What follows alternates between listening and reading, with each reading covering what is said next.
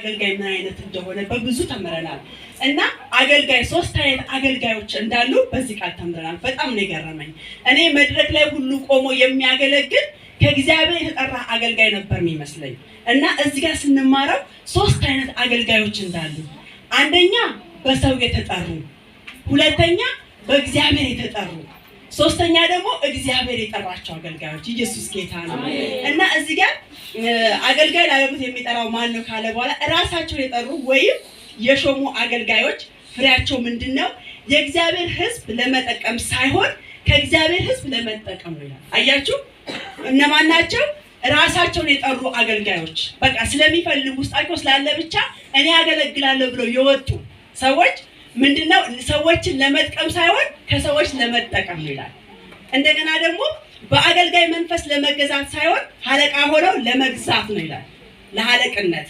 ሶስተኛ ለመንጋው የሚኖሩ ሳይሆኑ መንጋውን የሚያስጨንቁ ናቸው ይላል። ኢየሱስ ጌታ ነው።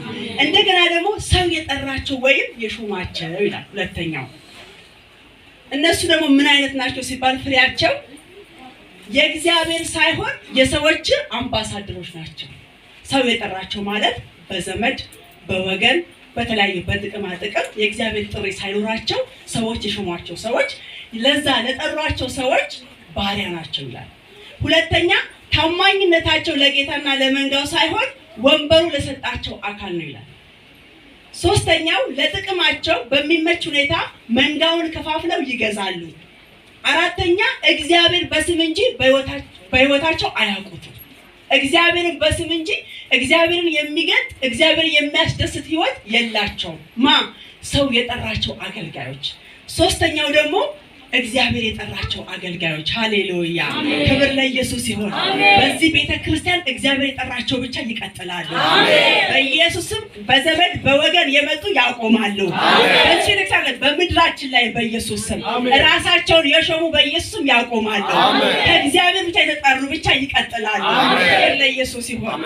እንዲሁም ደግሞ ከእግዚአብሔር ደግሞ የተጠሩ ሰዎች ምንድነው የሚለው? የእግዚአብሔር መልእክተኞች ስለሆኑ ቃላቸውና ሕይወታቸው ለመንጋው መልእክት ነው። አማርኛ ችግር ሊኖርበት ይችላል፣ ትምህርት ችግር ሊኖርበት ይችላል። ግን እግዚአብሔር የጠራው አገልጋይ ጥሪው ከእግዚአብሔር የሆነ በመድረክ ላይ በሚቆምበት ሰዓት በየትኛውም ስፍራ አፉን በሚከፍትበት ሰዓት ያ የሚናገረው ቃል ለሰዎች ምንድነው? መልእክት ነው፣ ፈውስ ነው። ኢየሱስ ጌታ ነው። እንዲህ አይነት አገልጋዮች በዚህ ቤተክርስቲያን ላይ ይበዛሉ፣ በምድራችን ላይ ይበዛሉ።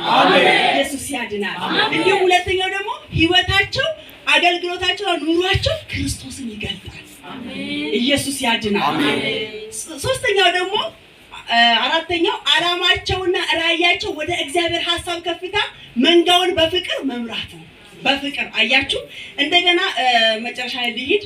ሰባተኛው ላይ መንጋውን ወደ ቀጣይ መለኮታዊ አጀንዳ ይመራሉ እንጂ መንጋውን ባለበት ቦታ አያዞሩም ይላል። ኢየሱስ ጌታ ነው።